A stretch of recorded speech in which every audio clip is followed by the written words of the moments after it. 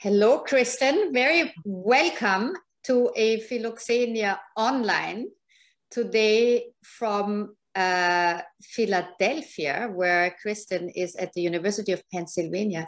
Welcome to an online talk instead of a, unfortunately, live talk in Kreisky Forum for International Dialogue in Vienna.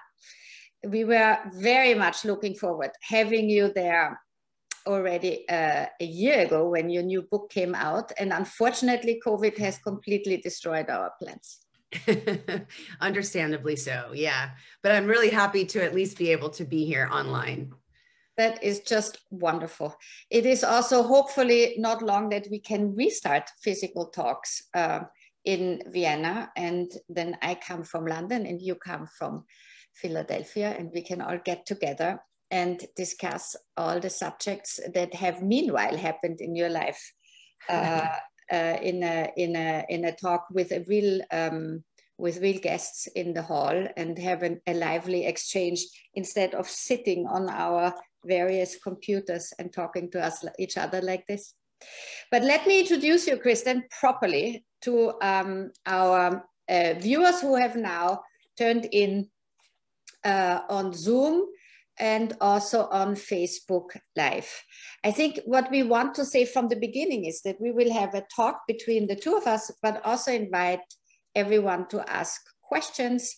You can do that on Facebook Live by typing in your questions, and you can also ask your questions live on Zoom if you raise your yellow hand or type into the chat that you have a question. And I think it would be really nice to have some questions, so don't be shy. Just because we are in a digital space. Kristen Ghodsee is an award-winning professor for Russian and Eastern European studies and a member of the graduate group in anthropology at the University of Pennsylvania. I had the great honor to actually meet you in person the first time at the graduation of my daughter Emma, who graduated 2 years ago from UPenn, and at one of the graduation ceremonies I met you because Emma schlepped me over and said, like, Mom, you have to meet Kristen. She is just the best professor that you could possibly have. So that was a very nice beginning of our conversation, as you have had extensive experience in Russian and Eastern European studies for a few years by now, because you went already very early on, not out of the academic space in the States, but also into Eastern Europe, into Bulgaria, into Berlin, into Eastern Germany, to do your field studies there. By which time you discovered that actually women in the East have more orgasms than in the West due to more economic independence. That is the subject of our talk tonight. You published this book, which is called Why Women Have Better Sex in Socialism. Under Socialism in English, it was published in German a year ago, almost. In Surkamp Verlag, so it's available in German, but it is also translated by now into 14 languages and has been also published recently, or is getting a translation right now in Japanese, if I understand this correctly. Yeah, it just, the rights just sold. So the Japanese publication will be forthcoming in the next 6 months to a year. The one that's coming out soon is Korean, actually. Korean, also very interesting, because I mean, I was wondering with the Japanese already if it's about the sex or the socialism. That's a good question. And especially as, of course, your book is not a book about sex, so unfortunately, no juicy stories for people. If you think that this is a sex talk, you are in the wrong program. This is a political talk. And this is also by no means an endorsement of former Soviet-influenced socialist states and their political system. This is more a criticism of capitalist states and systems, as Kristen is living in North America and is North American and has a very distinctive view on how especially women, sort of politics influence women's lives. And that is, I think, the origin of this whole book idea. But it is not the only book that she has written, and she has written extensively, not only teaching in Penn her students, but also has written books and lots of articles that have appeared in publications such as Dissent or Foreign Affairs or the New York Times, the Washington Post. I would say the usual thing for a sort of prominent author. She has written a book about the Second World, Second Sex, Socialist Women's Activism and Global Solidarity During the Cold War, which was published in Duke University 2019. And your next book, which will come out this summer in July at the Oxford University Press, together with Mitchell Orenstein. I now pronounce that, I think, in a German way. It's Orenstein or something. This book that you wrote together is called Taking Stock of the Shock, Social Impacts of the 1989 Revolutions. And it deals with a lot of empiric data on how life changed after 89 and how sort of the contraction of the economy afterwards also influenced people's life. We'll come to this maybe a little bit later in our talk. Let's kick it off. We will talk for about half an hour between the two of us about this little sort of sex and socialism issue, and then open for questions. Great. So if I look at this, at your book, let's talk a little bit about the sexual freedom that women felt they had. Not only more sexual freedom, it also made their sexual life more interesting. So in a nutshell, there was an opinion poll in 1988, I believe, where Eastern and Western German women were asked about their orgasms, and it turned out they had more in Eastern Germany than in Western Germany, which is really quite funny, I have to say, because in 1988, it was still not maybe just the new normal that women had orgasm, and people were still sort of smiling strangely when this question was asked, I guess. But anyway, so how did this come about, and what was interesting for you about that, Kristen? Yeah, so I mean, so the first thing that I obviously want to say is, as with any sexual satisfaction data, this is always going to be self-reported. But what's really important is that after the original study was done in 88 by this East German sexologist, Kurt Stark, and his colleagues, the study was actually replicated after the fall of the Berlin Wall. So any question that people might have about, you know, whether or not East Germans were telling the truth because of the system that they lived under, like once the wall fell, many of these studies were replicated because, of course, the West Germans weren't very happy about the results. And in fact, they found the same things. And they kept asking the questions in different ways, which I think is really interesting. So, you know, one of the first questions they asked was simply like, do you feel happy after you have sex? Which is, you know, a euphemism in some ways, but it's just basically, do you feel happy? And the GDR women said 82% of them said, yeah, sex makes me feel happy. Whereas the West German women, only 52% said that they were happy, which means 48% of West German women were unhappy after sex versus only 18% of women in the GDR. So then they thought, okay, well, maybe that's the wrong question. Maybe happy is the wrong word.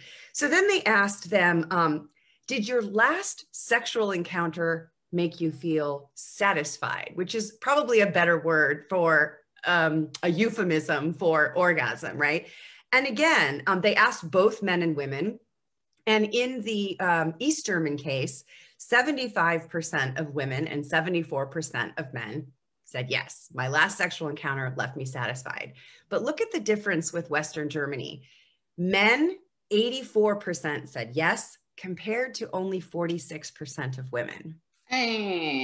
So there's a real interesting empirical question, like, why is that happening, right? That's a big statistically significant difference.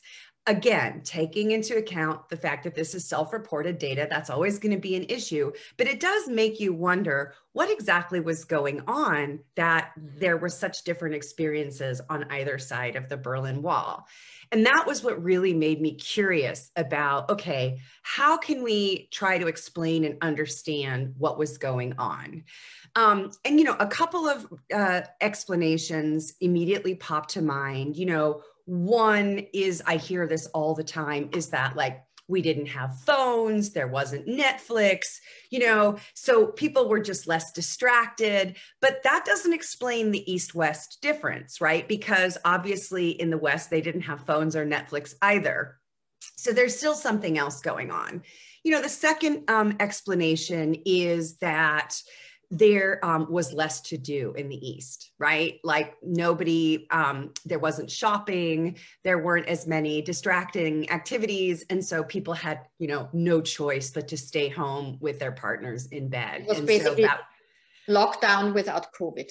Lockdown without COVID, exactly. It's a bit mean. I think Eastern Germans of the generations who still experience Eastern Germans would now say that this is sort of portraying their system as a little bit unfair. Right, right. So that's another part of the explanation. Obviously, there's also the factor of religion. The reason I think that's, you know, so that people in the East were fairly, you know, considerably less religious than, let's say, people in the West. Interestingly, however, when we look at Catholic Poland, sexual satisfaction data is also really high there. So religion doesn't explain all of it. So the explanation that really makes sense, and which is what I focus on in the book, because the subtitle is "And Other Arguments for Economic Independence," has everything to do with women's ability to make autonomous decisions about their lives and their bodies because they lived in a system with really expansive social safety nets and support for their roles as both workers and mothers.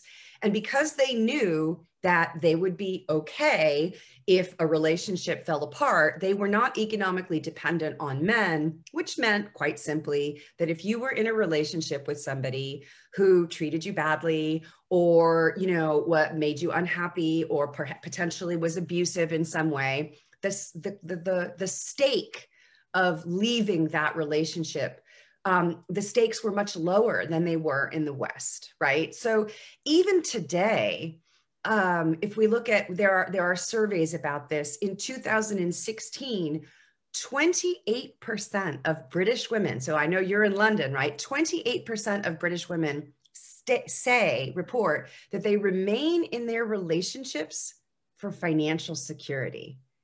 That's almost 1 out of 3 British women are in a relationship, heterosexual relationship with a man, because they can't afford to leave.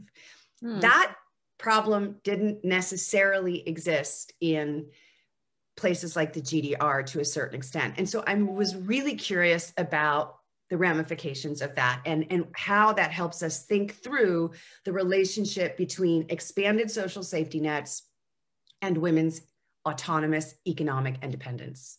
I mean, of course, we have sort of heard about this before, that the communist states from early on sort of were arguing that, and that's maybe one of the crucial things, that women should go and work.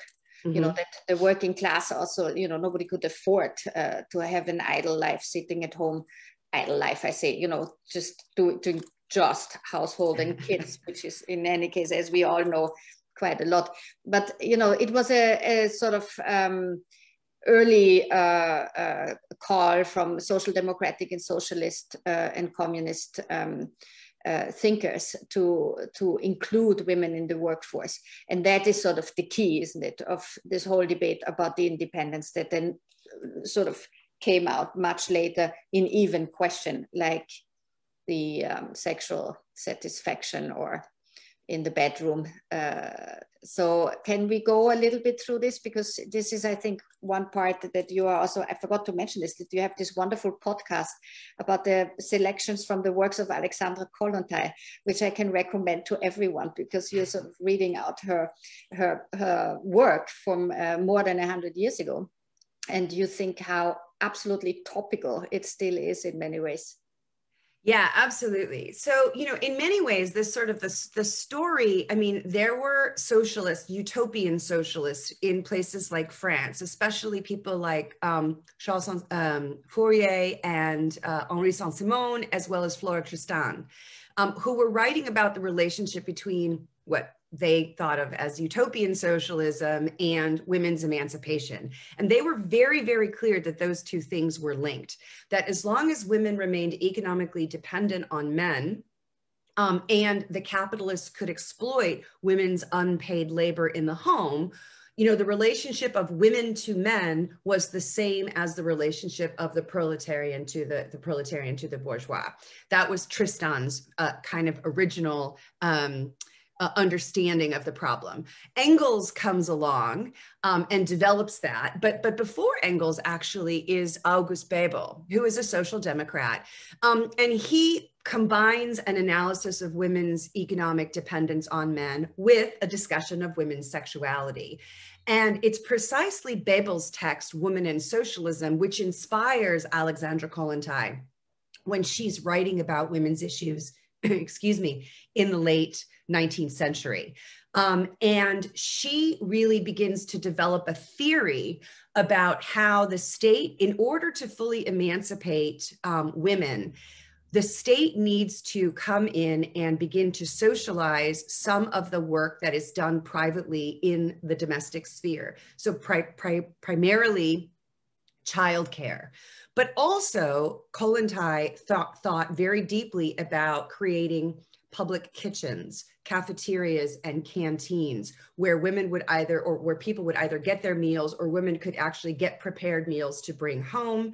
She talked about public laundries where you could drop off your laundry and it would be laundered for you, and then you would come home. There would be like a special place where you could do that. Back in the early 20th century, mending was something that took up a lot of women's time, like fixing clothes. So Kollontai had this idea of mending cooperatives where groups of women would get together and take in mending and mend for people. So sort of the socialization of domestic work. And as that work was socialized, then women would be able to go out into the formal labor force and earn their own wages, and thereby may attain economic independence from men. And so when the Bolsheviks came into power in 1917, Alexandra Kollontai was made the first commissar of social welfare in the Soviet Union, and she had the opportunity to take all of these ideas that she had been writing about for decades and actually putting them into practice. And so what we can see is really from the early or mid 19th century, there was this marriage of women's economic emancipation, women's emancipation, and the goals of socialism or social democracy. Because, obviously in the East, they took the revolutionary path, but in Central Europe, the idea was that socialists could come to power through the ballot box. And so I think that for me, what's so fascinating about all of this is that it's not only an argument about women's economic independence, it's also an argument about women's happiness and women's, sexuality and women's freedom. And that society needs to value the work that women do in the home. And in order to value that, it needs to be socialized. It doesn't need to be commodified. That's a different thing. It needs to be socialized. And so when you start to socialize that work, you're basically looking at a social democratic or a democratic socialist system. Well, her problem, of course, was that it was a wonderful revolutionary moment. Alexandra Kollontai being first commissioner and thinking like, wow, and now we're going to go get started. And a lot of people thought that not only in women's politics, of course, but throughout the entire bank of policies that they had been theoretically thinking about. And then about 10 years later, it turned out already that with Stalinism on the rise, becoming more and more paranoid and authoritarian, it would not be possible to get it, and she left. But she became an ambassador, I think. Yeah, she was sort of sent into a gentle exile. First, she was sent to Norway, then she was sent as ambassador to Mexico, and then finally she ended up in Sweden and spent many, many years in Sweden as the Soviet ambassador to Sweden. She's actually one of the few old Bolsheviks that Stalin didn't kill, which is, saying something. But she was more lucky. Some of the women were more lucky than their male compatriots. Exactly. But it was also because she was abroad and because she was useful, very useful to the Soviet regime at that particular time. And so, you know, unfortunately, you're absolutely right. The 1936 family code is the family code that Stalin puts into place, which reverses all of the work that Alexandra Kollontai had done with the 1918 and the 1926 Soviet family codes. So there was a huge reversal. But what's fascinating is that even though in the Soviet Union, there was this reversal in 1936, after the Second World War, as the East European states turned towards state socialism, they kind of revive all of Kollontai's ideas. And that's very clear in their texts. Like if you go back and you read, you know, magazines from the GDR in the 50s, or in Czechoslovakia or in Poland, it's very clear that the narrative of the reason why women need to go out into the labor force. Now, of course, there were labor shortages. And so the East European countries absolutely needed East European women to work. And they also needed East European women to have babies. So they had to reconcile those two things, which meant the rapid expansion of kindergartens and creches. But the language that they used was referring to Bebel, referring to Kollontai, referring to Engels. And it was really a language of women's emancipation. And more importantly, all of these countries, well, not all of them, because some of them remain fairly conservative. So it's important to recognize that not all of them were the same, especially the Soviet Union, as I said. But many of them said that the ideal relationship between a man and a woman is that of equality. And that for a marriage to work, for people to live in harmony, there has to be an egalitarian relationship in the home. If there's no egalitarian relationship in the home, there cannot be egalitarianism in our societies. And I think that that happens in Eastern Europe before people in the West even have an inkling of feminism, right? Like if you think about the 50s in the United States or in Western Germany, this is a very, very conservative time where women are either at home in the kitchen with the kids or in church, right? But in Eastern Europe, already women were mobilized into the labor force, and they were already moving into the professions, getting higher education in fields like engineering, science, and math, which, you know, American women and West German women, or even British women, they don't start moving into those fields until the 80s, which is like a huge difference. I mean, there were some extra laws also created in this Soviet influenced states, and you had extra sort of holidays for women that also in order to sort of take time out for children and all this. It was sort of planned into the system more. Mm-hmm. But it also meant, and this is where the sort of romance ends a little bit. I remember when I did the research on my bachelor thesis or something in Eastern Germany, and I went through the women's politics of the SED, and you had a lot of these women's programs and women employment and all this, but what you did not have is any debate about how homework, household mm-hmm. work, and how kids' education at home, if they were not in kindergartens and all this, were managed. So the men, because it was still such a patriarchal society, and the structures of these sort of SED and other sort of socialist states, societies were still so dominated by men. So nobody picked up at home the garbage bin, the rubbish bin, to take it out. You know, it was still women's work. So what in the end came out, a lot of these very theoretically nice ideas about having equality between men and women ended up of women being in full work and also in full, you know, double Belastung, right? The Doppelbelastung, being at home in a situation where you could not just say like, "Hey, honey, can you take the garbage out?" Or I'm going now for my meeting with my girlfriends to discuss socialist policies of tomorrow. Could you take the kids to bed? I mean, they had to fit it all in. Isn't that true? Yeah. Yeah, absolutely. That's true. And I think there's a wonderful quote from Angela Merkel. Jana Hensel interviewed her in Die Zeit in January 2019. And Merkel said, the fact that most women worked in the GDR wasn't the product of any human rights-oriented emancipatory aspiration, but it nevertheless produced a certain economic equality and a similar self-confidence in both genders. So I think, you know, Merkel clearly recognizes the existence of this Doppelbelastung, right? The idea that there was a double burden. And certainly women had a lot of strain on them. And I did interviews with the president of the Bulgarian Women's Committee. She was in power before she passed away. She was in power for 22 years. Yeah. And I asked her precisely about this question. And of course, you know, she said that there just wasn't enough time yet, right? So I can give you an interesting statistic about this. So in 1970, they asked GDR men if they felt that women's employment outside of the home would have a bad effect on family life, right?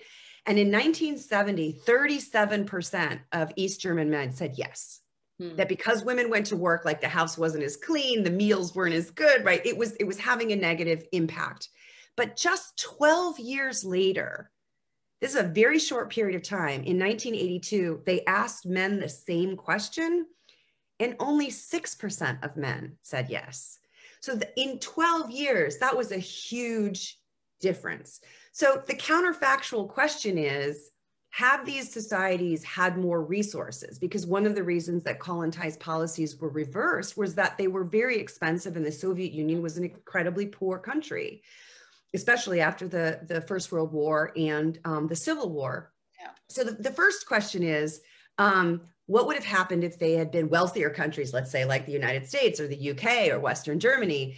And then the other question, obviously, you have to ask is, what would have happened over more time? And that's what the president of the Bulgarian Women's Committee told me was, had we had another 40 years, right?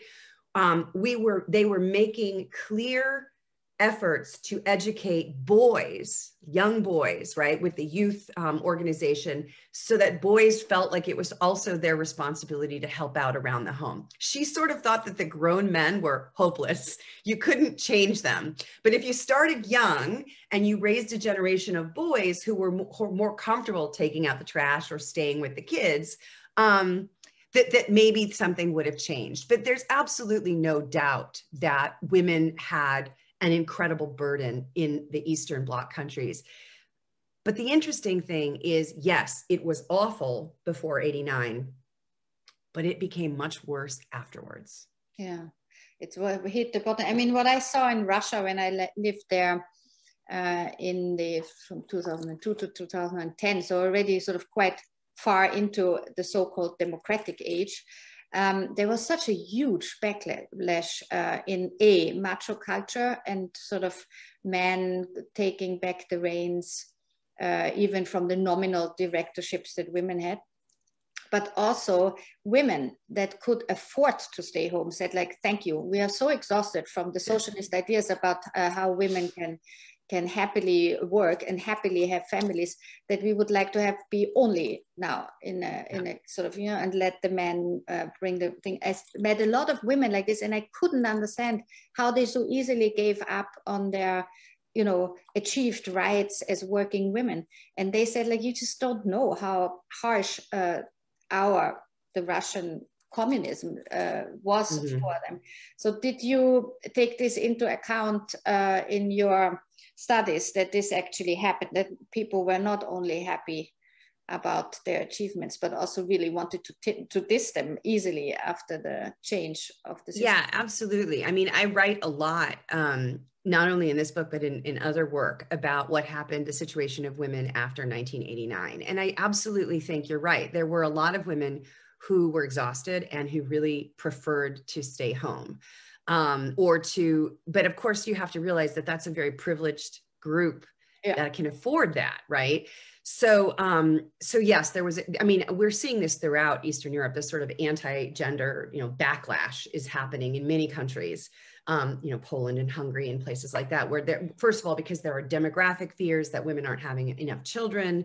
And then there are just, you know, general sort of fears that young people are leaving. And they're leaving in, you know, many in droves to get out of Eastern Europe and resettle in the West, especially in the EU countries in Eastern Europe. It's less true in Russia.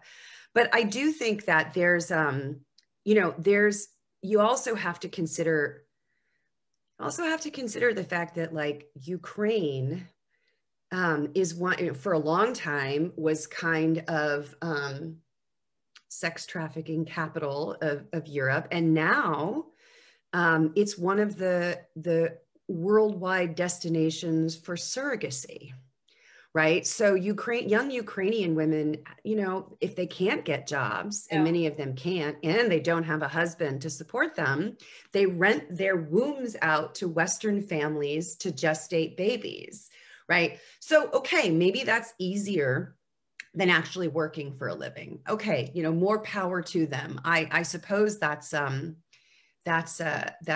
maybe a kind of progress. I mean, certainly it's like the market doing its job, right? Gestating wombs are cheaper in Ukraine than they are. Actually, I know this for a fact because a friend of mine is doing this. She told me that through an agency in the United States, an American surrogate costs $300,000. And a Ukrainian surrogate costs $60,000. Same 9 months, same gestational work. It's just cheaper in Ukraine because the standard of living is so much lower. Not to mention all the Ukrainian and Romanian women who are taking care of the elderly in Italy and Austria and the UK, right? These were women who once had jobs and families and stable lives at home. And I'm sure they would be very happy if their husbands could support them. But the reality of the economies in many of these countries these days is that very few people can afford to stay home and be supported. And so you have massive amounts of out-migration or circular migration. You have, you know, this sort of commodification of women's bodies, not only sexually, but also just gestationally, right?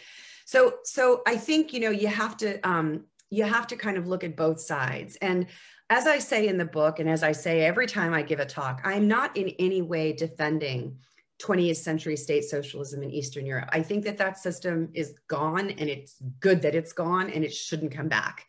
But I do think that there were some really important things that they did to support women and families.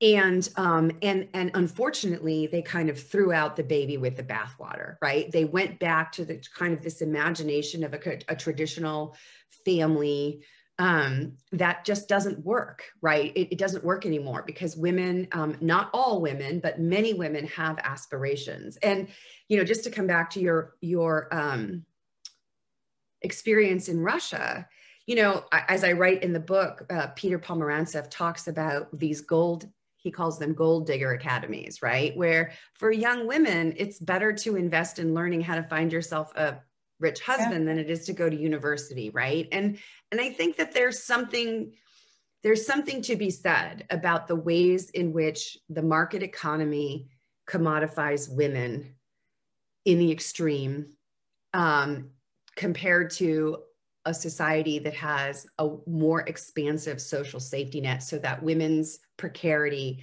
you know, there's a floor under which women and children do not fall. Oh, absolutely. I mean, what you also say in your book is not only the Eastern European or even Russian experience, but the one in Western countries and in America itself. And you quote Albert Einstein, who wrote in 1945, Why Socialism?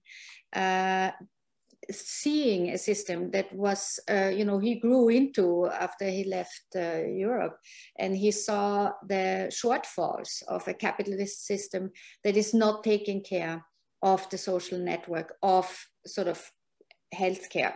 Of course, in 1945, we didn't have that type of healthcare that we have now in Europe. Like in Austria, for example, we have also here in England, which is a rather capitalist system, but thanks to the Labour Party policies, after the Second World War, the NHS, the public health system, was established and is today sort of the backbone of rolling out this crazy vaccination program, which sort of stops the pandemic. And in the States, you are sort of, you know, also while you were writing this book, you were sort of in a kind of situation where the whole Obama healthcare reform didn't really take off the ground, and now has been then rolled back by Trump. So how do you see this now? I mean, are we getting back to a system where people get more aware of the ideas that actually Mrs. Kollontai already sort of knew quite clearly about 100 years ago? Right. Yeah. So, I mean, I think, first of all, and especially I'm very conscious of the fact that I'm speaking to Europeans, right? And Brits who have the NHS, right? In the United States, you have to understand that in 2018, the Kaiser Family Foundation found that 1 in every 4 women under the age of 65, because after 65, we do have healthcare. 1 in 4 gets their health insurance from their husband's employer. So if they divorce, they lose access to medical care. We have millions of Americans who cannot afford to go to a doctor. We have millions of Americans who declare bankruptcy because of medical bills, okay? Our system is so broken, which is why the pandemic was so terrible in the United States. And I think why people are so hesitant here about the vaccines as well, because nobody trusts doctors. Everybody thinks that they're like financially predatory, you know, institutions that are just basically trying to treat you for money. So I do think that the pandemic has kind of opened up people's eyes to the fact that if you have a hyper individualistic society where you let people just fall through the cracks, I mean, think about homelessness in the United States, right? We just throw people away when they can't be productive anymore. You have very little in the way of a social safety net in the United States.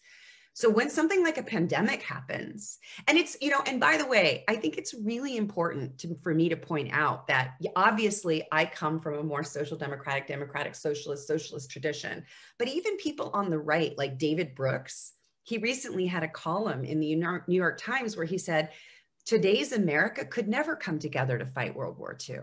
We have like negative social trust in this country. We are such a broken, divided country. I mean, I could go on about this for a long time, but the idea is that we don't feel like we're in anything together. And I do think that partially because of Bernie Sanders, partially because of people like Alexandria Ocasio-Cortez, and also surprisingly to me, Joe Biden is suddenly proposing a lot of the policies that Kollontai recommended in the Soviet Union in 1917, right? So over 100 years ago, Kollontai had figured out that, you know, childcare, good childcare allows women to work. And because women are working, it actually increases GDP and it increases tax revenue and it ultimately pays for itself. And it's good for the economy. And more importantly, it's good for kids. We now have decades from places like Sweden, or other places in Canada as well. We have good data that shows that early childhood education is actually good for the cognitive development of our children. So why are there such disparities between, childcare usage? And, look, Austria and Hungary are really interesting comparisons because obviously they're similar, but they were divided by economic systems.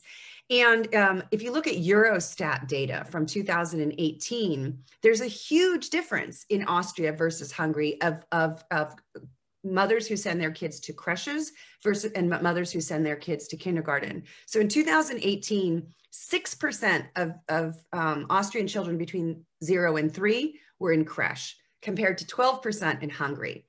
And after the age of 3, between 3 and 7, 25% of Austrian kids were in early childhood education, compared to 75% in Hungary.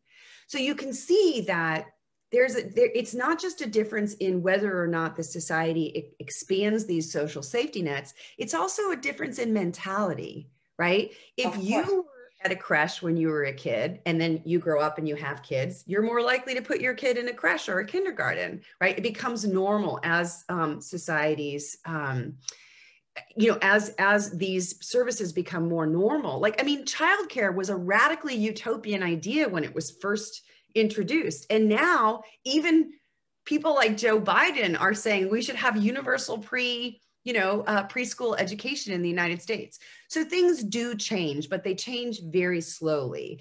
And I think we're at a moment in the United States where there's a huge drive to create a kind of New Deal, sort of more expansive social safety net so that things like the pandemic don't destroy a whole generation of people. But on the other hand, we also have a very, very big right-wing backlash. And so precisely at the moment that Joe Biden was talking about his family plan, a Republican senator tweeted out a 1974 article from the New York Times. And her tweet said, you know who else who had universal childcare? And it was an article about the Soviet Union.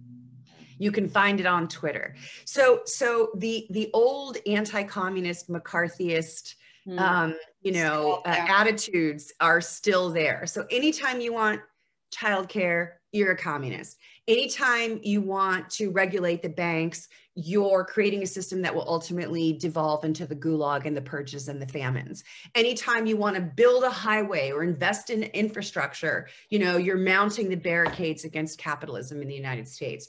So we have a lot of work to do. And I think that's really important for people who are interested in reading this book to understand that as an American and as somebody writing in the American context, I'm fighting a much harder uphill battle than Europeans who already have things like kindergartens and creches and healthcare and some of the things that we're still fighting for here in the United States. I mean, it's interesting, especially young childcare for very young children, because you have within Western Europe, you have such decisive differences. So when my children were very small, naturally they went to a creche in Belgium, and because we were living in Brussels then, and in Austria it still wasn't not a normal thing, only sort of privately organized, that you had kindergarten groups for children under 3. This is what you were quoting, the difference. I mean, it was considered to be completely normal for, and I think sort of the political establishment led by lots of conservative governments in Austria and in Germany, they wanted to keep the women also at home. Yeah. I mean, it is sort of clear that we have till today in Austria not enough schools that work for the whole day, although every study will prove that it's actually quite good for children to, do sports together and all this, and then if they come home at 4 or 5, everything's fine. And the women can at least go, which is still not so easy, but you can still have an easier working life schedule than if I lived in Germany in 2014, 2015. And my daughter, who was like, 12, 13 at the time, she went to a, gymnasium, and she came home at 1:30. I couldn't believe she came home at 1:30. I was like, what? Yeah. But it's interesting. It's sort of a leftover of the sort of crisis of the societies also in this whole sort of the background of the Mutterkultur that was set up also during the Third Reich. And so people have not completely got out of this. And I really, really hope that one of the things that COVID does is to show to everyone, because men had to be at home and now see what's actually happening at home if the kids are not at school or not in good childcare, because of course the point is to have good childcare for them from a very young age, to make them responsible, wonderful and mature young adults when they finish with it. But anyway, Kristen, we can open for questions. Luther, can you have a look if we have questions? Otherwise, we continue our conversation. Yes, I can, and I already have. There is one question on Facebook, and it says, just out of curiosity, do we have research of differences between socialist-ruled cities and non-socialist-ruled cities in Western countries, such as France, Western Germany, Italy, Austria, UK, Denmark, Ireland, US, Canada, and so on? To do what? I think just difference if there is any research. Yeah, exactly, yeah. I'm not aware of it, but on the city level. I mean, most of the research that I've done has been on the national level using national surveys, right? You can look at things like the World Values Survey. You can look at the Life in Transition surveys. There are a lot of data sources that are available, but I'm not aware of them at the city level. And that would be a really interesting project. I mean, certainly in the United States, we have very big differences between our urban areas and our rural areas. Those have to do with politics. And at least in the United States, I mean, again, you know, differences is a huge category. But you know, obviously, in the United States, the rural areas tend to be populated with people who are white and less educated, often without a college degree. And we know over the last 5 or 6 years that we have this problem of deaths of despair, right? Suicide and opioid addiction and many things that have been covered in the press, and the cities are much more vibrant. So cities tend to be more Democratic, rural areas tend to be more Republican, but city by city, I don't have that kind of data now. Well, I mean, I think there's a general, it also depends, often the cities are being, like the city of Vienna is being ruled by social democrats, and they have sort of pushed for more the cover of kindergarten places that are, the density is higher than it would be in the rural areas. Mm-hmm. So in the rural areas, you partly have also more of a traditional setup where multi-generational households live together, which you have less within cities where people stay in the workforce nowadays. Also, they don't go home at 55. They also work longer and more flexible hours. What do I know? So this also, I think this plays very much into it. But in my experience from living in different places in Europe, there are great differences how people deal, especially with these questions of education. You know, in England, you have schools, of course, for the whole day, but you have them also already for the whole year. You know, people send their children to boarding schools because they had an empire where they sort of were shipping off their children, which meant, of course, for the privileged classes, the women were also free to do more, except that they were not allowed. Right. The real places of power. But coming back to Joe Biden, just a tiny little bit, because it's sort of, I'm interested in if you think that he was actually always planning to be an active a president with real social impact, making radical changes in the system with his investments that he's now kickstarting after COVID, or is this a result of the sort of scare of Trumpism and the COVID pandemic, which showed how fragile democratic structures actually are? Yeah, I think it's the latter. I mean, I followed very closely the primaries, and Joe Biden really presented himself as a sort of centrist who was interested in compromise and collaboration and bipartisanship. And, Bernie and Elizabeth Warren were sort of the further to the left, who were talking about many more of the kinds of radical policies that, I talk about in the book. I mean, radical in quotes, right? Because again, many of these policies are things that are completely normal in Western Europe.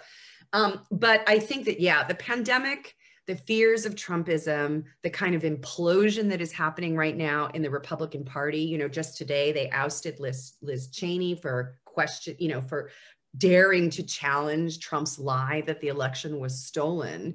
And there are a group of Republicans who are now threatening to form a third party.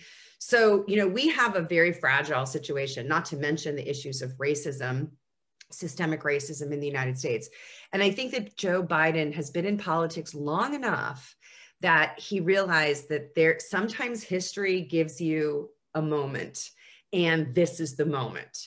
And they have, 18 months or whatever with this Democratic Congress and Democratic Senate to try to push through as much as they can. And I just think he's seizing the opportunity, much to the horror of the Republicans in this country. And but that's politics. We have this, two-party system that is very dysfunctional and has been dysfunctional for a really long period of time. So yeah, I think that it's interesting that he's doing the kind of spending and the kind of expansion of the social safety net, that really, if you go back and you think about, the kinds of policies that we know to provide people with stability in their lives, and which we need in the wake of this pandemic, right? I mean, one of the things that I think that we have to understand that the East European countries needed women's labor. And so they had ulterior motives. They invested in creches and kindergartens and women's education in order to make sure that women could work, right? But the same thing is true in the West right now. So many women, because of COVID, left the labor force to stay home and homeschool their children or look after their children. Yeah. And when you live in a capitalist economy, where, at least in the United States, 2/3 of your GDP is consumer spending, and you need people to be out there in the labor force, you have declining population rates. We have declining birth rates in the United States. You have declining birth rates in Western Europe and Eastern Europe. You need women in the labor force. So, because they generate tax revenue, because they increase the number of people who are supporting the pensioners, right? Because you need to have these dependency ratios. If women withdraw from the labor force, there are far fewer workers to support the pensions of people who have already retired. We live in aging societies. So let's be clear, a lot of Western governments, I mean, Hungary and Poland are actually really good examples of this. They are not in any way social democratic, right? But they are investing in trying to increase the number of Polish and Hungarian babies because they're very worried about demographic decline, and they're very worried about their shrinking economies because women are outside of the labor force.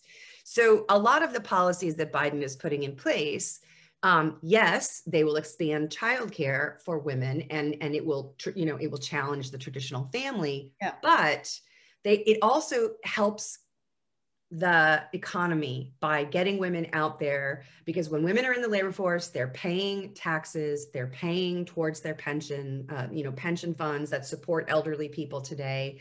They have money that they can spend. When women are out working, they buy clothes, they get their nail, whatever, they're spending in the economy.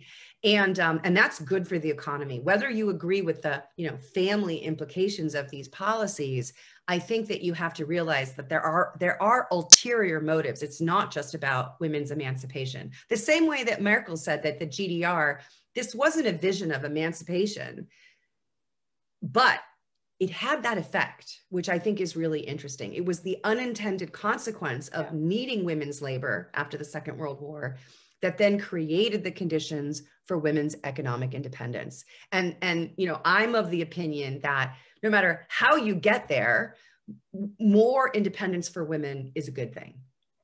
Well, Angela Merkel is really the best example herself.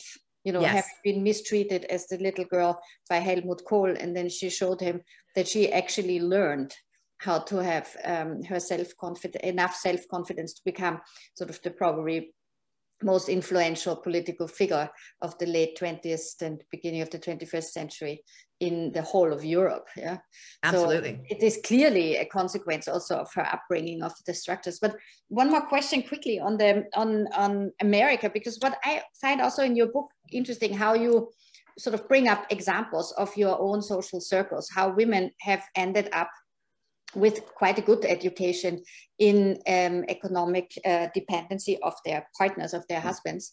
And I never quite understood how it is so conservative, partly, the discourse in America about women's issues, although we have always looked from Europe to America for so many other issues, and also partly women's issues. But there's this it's a kind of backlash, retro vintage conservative discourse about women having to be able to choose if they want to stay at home and all these kind of things, or choose your partner early in your 20s when you're still at America. This Anne-Marie Slaughter discourse, where I'm always thinking, like, what is going on with you guys?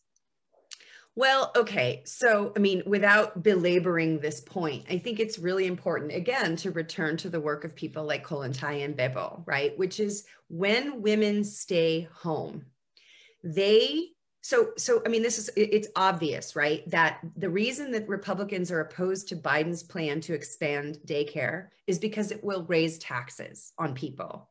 And when you raise taxes, you're largely taxing the rich, right? So, so expanding the creation of kindergartens and creches so that women can go out and work costs money, and it costs money from rich people. So in the United States, where we live in a plutocracy, where the rich people have all the power and the rest of the population have very little, rich people don't want to pay for poor people's kids to go to preschool.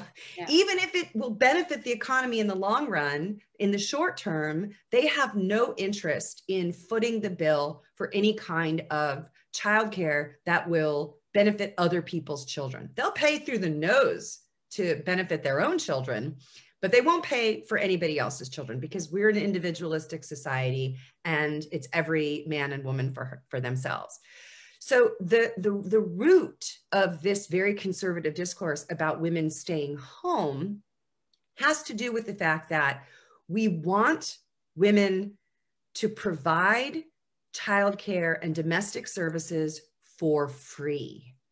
Because if they do it for free, then society doesn't have to pay for it. Profit margins will be higher. Taxes will be lower. If women, now, how do you convince somebody to do something for free? Well, you tell them that it's more natural. It's more satisfying to stay home alone in your house with your child. It's better for the child. It's better for the family. It's better for your husband. It's better for your relationship. I mean, those discourses, and of course, it's also a status symbol because as you said, in Russia, if you can afford to stay home, that means that your husband is supporting you. That means you're of a very higher social class.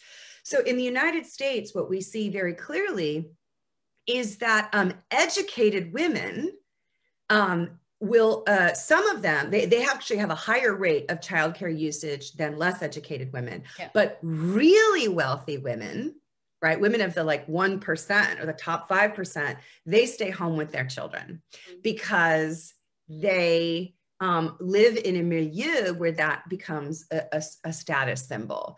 And so, yeah, I think it's really important to understand that women's, I had an op-ed in March 2020 in the New York Times using Oxfam data that actually quantified the value at minimum wage of women's unpaid labor in the home. And it was $10.9 trillion in 2018, which is almost exactly the same amount of the net revenue of the top 50 Fortune 500 companies, right? That's how valuable women's labor is. So if you don't want to pay women, you have to convince them that what they're doing is their own idea. Right? Because if you just say, oh, by the way, stay home, it's cheaper for the rich people not to pay, that of course women will be angry. But if you say, oh, it's so much more natural, like you said, the Mutterkultur, right? It's just like the idealization of motherhood. And then, yeah, it becomes, and that's extremely prevalent in the United States. Jutta, do we have more questions? No real questions, but two comments, which I will just read to you. One is on Facebook and says, if there is a third party, Joe Biden might keep that majority for a little longer, but that's just my opinion. I don't know, Kristen, you want to comment on it? I mean, I think at this point, yeah, if the Republicans divide into two parties, they're going to have some issues with their electorate, right? I mean, it will definitely ultimately benefit the Democratic Party. Of course, you know, the Democrats also have their own internal struggles. So American politics being what it is, we have a very rigid two-party system. If there is a third party, and I believe that there are a substantial number of Republicans, what we call the never Trumpers, right, who are horrified by what Trump is doing to our democracy in the United States. They are absolutely horrified. They're not going to become democratic socialists, right? They're not even going to become Democrats, right, or social democrats. But they do have a vision of the economy and a vision of our polity, which is very different from Trump. And if they do split, then that could be a very interesting political development in the United States, because we would suddenly have a three-party system which would be it would change the political landscape in this country quite profoundly, especially, I would say, for the Democrats. Great, thank you. So the last comment I have here is on Zoom, and it's a reference to a current research survey by SORA Institute. And it says the first results show that the bigger city is, the more women are in the city council. And there are like 40 cities in Austria where the city council is exclusively male. For example, Ischgl. And wait, I have to translate it to German. And yeah, and currently they're working on an indicator for violence prevention. And in summer, they will present the results. That's fascinating. Yeah, I definitely think there has to be more research done on this. But it's not, you know, again, my book is like one step in this direction. And it's very clear that there was a 2018 paper that looked at the gender gap between boys and girls on a standardized math test that was taken across the European Union. And it's very clear that in the Eastern countries, and they again compared East and Western parts of Germany, the gender gap is much lower in mathematics of girls who were raised in the East, even 30 years after the fall of the Berlin Wall, than it is of girls raised in the West. Wow. So what that tells you is that no matter why these policies were put in place, right? Or whether or not they were ultimately effective at achieving their stated aims, because I think, as you pointed out, the double burden, the Doppelbelastung was a real problem. They never challenged patriarchy, which is a bigger, you know, much bigger fish to fry. But despite that, there are still really noticeable differences. The number of women in science jobs and in technology jobs is consistently higher in the East. The number of women in engineering and in physics is consistently higher in the East. The gender gap between boys and girls on mathematics is lower in the East. So there are all these downstream effects of these policies. And again, I want to end by saying, I'm not saying we should go back to 20th century state socialism, but I do think we should really think critically about what it means to really incorporate women into our societies as true political, social, and economic equals. Thank you very much. One addition from my side, the person who posted the information about the survey just wrote, I should add that the survey is on behalf of Austrian Association for Cities and Towns. I think just for clarity and transparency. Thank you. Great. Let me just say, Kristen, first of all, thank you for this talk. I think this was absolutely fun and interesting and packed with facts and information. So it's wonderful. I hope that we can invite you in the fall when we are back to analog talks in Kreisky Forum. I hope we're all back to normal, you know, that we can, right now, I don't think I still can't travel to Austria. They're not allowing Americans in. I mean, it's really, it's dramatic. Yeah, I think it will really change in the next month through to the vaccinations. Let's hope they also work. But when you publish your book in July, Taking Stock of the Shock, this is a good point to continue the debate, because it talks about what happened after sort of the change in 1989 to those societies. And I think we have in Vienna, of course, a few experts that could be interesting to match with you also on their research on Eastern European. And, you know, Vienna is almost Eastern Europe. Yeah? Not that we are really Western Europe, it's sort of an interesting mixture of them all. We would love to host you. I show this book again because it is really worth reading, even if you want to know more than just something about orgasm. And so I thank you very much, Kristen. I thank everyone who listened to us. Thank you for coming and listening in. And thank you to the Bruno Kreisky Forum for International Dialogue to host us all. Thank you very much. Thank you for the invitation. Thank you very much for having me. It was really a pleasure. It was also from our side. Thank you. Bye. Bye-bye.